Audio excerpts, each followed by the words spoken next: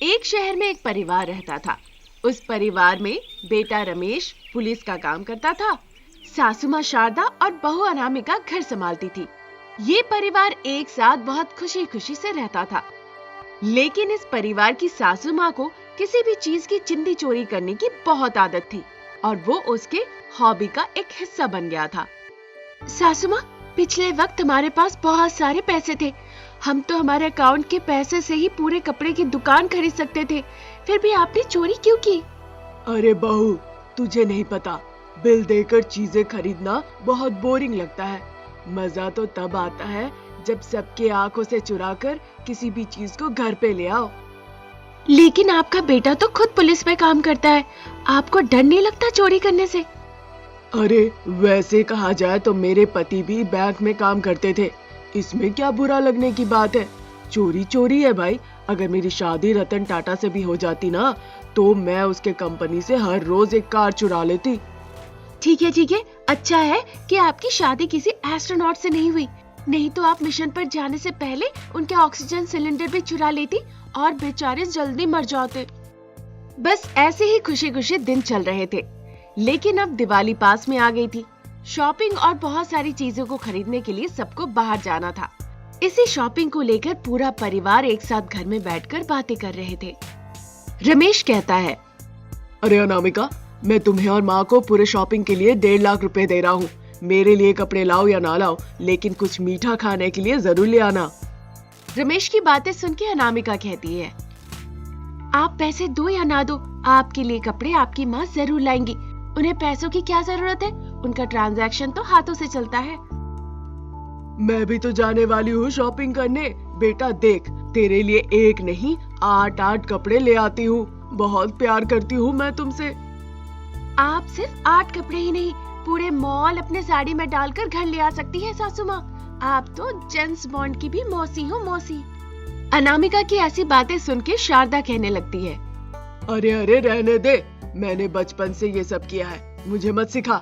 मैं बाजार में जाकर अगर हाथ घुमाऊं तो 1000-1500 की चीजें तो आराम से हाथ लग जाती है।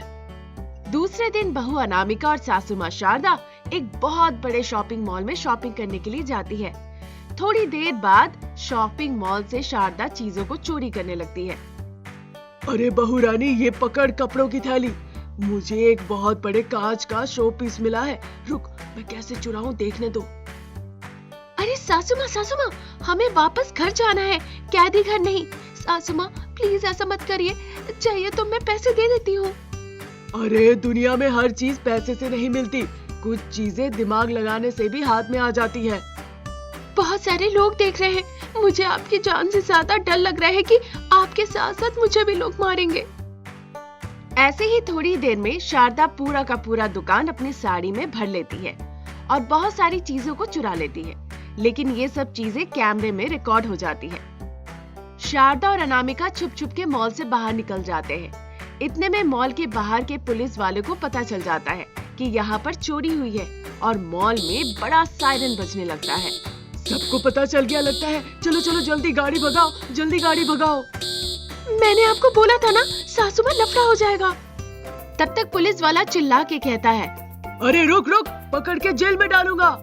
ये सुन के शारदा कहने लगती है, अरे पुलिस वाले, तू मेरे बेटे के हाथ के नीचे काम करता है, मुझे कोई जेल में नहीं डाल सकता। हाय रे, आप मेरे पति का नाम मत लीजिए, आपके साथ साथ उन्हें भी जेल जाना पड़ेगा। अरे तू गाड़ी भगाने का काम कर बहू। जैसे तैसे पुलिस से पीछा छुड़ाकर अनामिका और शारदा घर पहुंच जाती है। फिर शारदा कहती है, देखा ना बहू, इसे कहते हैं चीते की चाल और बाज की नजर। चीते की चाल और बाज की नजर? अरे सासू माँ, हमें तो ऐसा लग रहा था कि हमारे पीछे शेर लगा था और हम कुत्ते जैसे भागते भागते घर आए हैं। अरे डर के आगे जीत है बहू रानी, डर के छोड़ दिया तो फिर क्या बात हुई। अरे सासू माँ, मुझे तो डर अब लग रहा है कि कल हमें कैद करने घर पे कोई आ ना जाए। दूसरे दिन अनामिका सुबह सुबह उठकर तैयार हो जाती है और वो न्यूज़पेपर देखने लगती है। न्यूज़पेपर में उसकी सासू माँ और उसकी फोटो वांटेड लिस्ट में फ्रंट पेज में लगी होती है। अरे सासू माँ, ये देखिए, हमारी फोटो किसी पिक्चर के हीरो जैसी लगी है। फ्रंट पेज पर वांटेड, आपके लिए इंग्लिश में वांटेड कह रहे हैं। मुझे लगता है सलमान खान के बाद आपको ही वो लेने वाले हैं। अरे बाप रे बहू, अब तो किसी भी वक्त पुलिस आके हमें पकड़ सकती है। ये तो बहुत बुरा हो गया। एक गांव था। उस गांव में सास शारदा, बहू अनामिका और बेटा रमेश एक साथ रहा करते थे। सासू माँ शारदा इंजीनियर थी, बेटा रमेश भी अच्छे कंपनी में काम करता था। लेकिन बहू अनामिका ने ज्यादा पढ़ाई लिखाई नहीं की थी, पर वो स्वभाव की बहुत अच्छी थी। सास शारदा अपनी शिक्षा पर बहुत घमंड करती थी और अपनी बहू अनामिका को ताना मारती रहती थी। मैं तो इंजीनियर हूँ, मुझे सिर्फ और सिर्फ एजुकेटेड लोग ही पसंद है, क्योंकि उनका दिमाग होता है। मुझे अनपढ़ लोग बिल्कुल पसंद नहीं, क्योंकि दुनिया की कोई भी चीज उन लोगों को समझ में ही नहीं आती है। हर दिन जैसे सूरज निकलता था, वैसे ही सासू माँ शारदा बहू अनामिका पर ताना मारना शुरू कर देती थी। हर दिन सासू माँ की घमंडी बातों की वजह से बहू अनामिका बहुत दुखी हो जाती थी। सासू माँ अपने ऑफिस निकलते वक्त अनामिका को ताना मारते मारते जाती थी। हाँ, वैसे भी मेरी बहुत इच्छा थी कि मेरी बहू एजुकेटेड हो, लेकिन मेरे बच्चे ने मेरा सपना कभी पूरा नहीं किया। ऐसी अनपढ़ बहू लेकर मेरे सामने रख दी। सासू माँ की बातें सुनकर बहू मनी मन कहती है, मैं सासू माँ की इतनी सेवा करती हूँ, फिर भी सासू माँ मेरे साथ ऐसा बर्ताव क्यों करती है? शारदा निकलने के दौरान कहती है, अच्छा, मैं ऑफिस के लिए निकलती हूँ। वैसे भी तुमने काम ही क्या किया है? तुमने तो अच्छी पढ़ाई की नहीं कि तुम्हें कोई अच्छा काम देगा। बैठे रहो अभी घर में और दीवारों से बातें करते रहो। मैं चलती हूँ। सासू माँ चली जाती है। कुछ दिनों बाद एक दिन उनके घर में मेहमान आते हैं। बहू अपने हाथों के बनाए अच्छे अच्छे पकवान मेहमानों को खिलाती है। खाना खा के तारा आंटी कहती है, अरे शारदा, तुम्हारी बहू कितना अच्छा खाना बनाती है, लगता है कोई 5 स्टार होटल का खाना खाया है। फिर बीना आंटी भी कहती है, हाँ, मेरी बहू तो कभी घर साफ सुथरा भी नहीं रखती, हमारा घर हमेशा गंदा रहता है।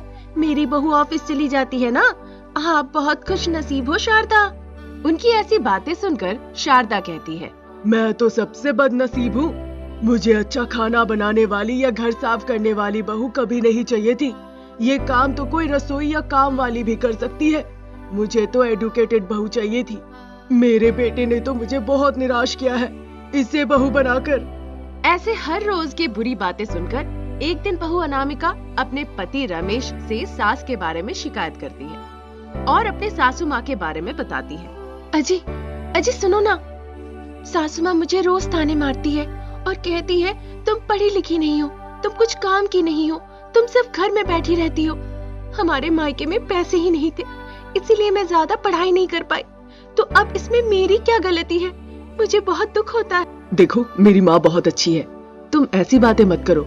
वो शायद डांटती होगी, लेकिन वो दिल की उतनी बुरी नहीं है, समझी ना? आप कहिए ना सासू माँ को मुझसे ऐसी बातें ना करे। इस तरह से वो अनुरोध करती है। उस रात रमेश की बहन और सासू माँ शारदा की बेटी कुमारी उनके यहाँ रहने आती है। घर में बहुत दिनों के बाद खुशियों का माहौल होता है। कुमारी अपनी भाभी से कहती है, अरे भाभी, आप तो बहुत खूबसूरत हो, मेरे भैया का बहुत ख्याल रखती हो। ऐसा कुछ नहीं है, आपके भैया ही अच्छे हैं। मैं तो जब शहर में होती हूँ तो मुझे हमेशा आपकी ही याद आती है, लगता है मैं आपको लेकर चली जाऊँ। जब कुमारी ऐसी बातें कर ही रही थी, तब तक उनका घर का फैन बिगड़ जाता है। ये देखकर अनामिका कहती है, अरे ये फैन क्यों बंद हो गया? हे भगवान, इतनी धूप के दिनों में ये खराब हो गया, अभी कितनी गर्मी लगेगी। ऊपर से रविवार है, कोई मैकेनिक भी काम करने नहीं आएगा। अनामिका को परेशान देख कुमारी कहती है, भाभी 2 मिनट में मैं ठीक कर देती हूँ। मैंने बुक में पढ़ा था, शायद इसके अंदर की छोटी मशीन बिगड़ गई होगी। कुमारी 2 मिनट में फैन ठीक कर देती है। ये देखकर सासू माँ कहती है, देखा, ये होता है पढ़ाई का असर। मेरी बेटी को मैंने बहुत पढ़ाया है, इसीलिए वो ठीक कर पाई, और तुम सिर्फ देखती रह गई, क्योंकि तुम तो सिर्फ अनपढ़ हो। अनामिका को बहुत बुरा लगता है और वो अपने कमरे में चली जाती है। कुछ दिनों के बाद फिर कुमारी अपने घर चली जाती है। उसके बाद घर में एक खुशखबरी आती है। माँ, एक खुशखबरी है। हाँ बताओ बेटा, ऐसी क्या अच्छी खबर है? माँ, मेरा प्रमोशन हो गया और अब मैं काम के लिए शहर जाने वाला हूँ। अरे वाह बेटा, वाह, तूने तो आज मेरा दिल खुश कर दिया। काश तुझे ऐसी ही पत्नी मिलती तो मुझे और खुशी होती।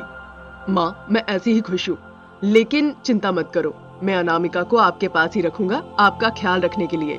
ये सुनकर शारदा कहती है, कोई जरूरत नहीं है, ऐसे भी तेरे कुछ काम की नहीं है वो सिर्फ घर में बैठकर खेती का काम करने लायक ही तो है। रमेश अपने काम के लिए घर से दूर चला जाता है। सासू माँ शारदा भी हर रोज अपने काम से व्यस्त रहती है। कुछ दिनों तक अक्सर ताने सुनकर बहू अनामिका भी बहुत दुखी हो जाती है।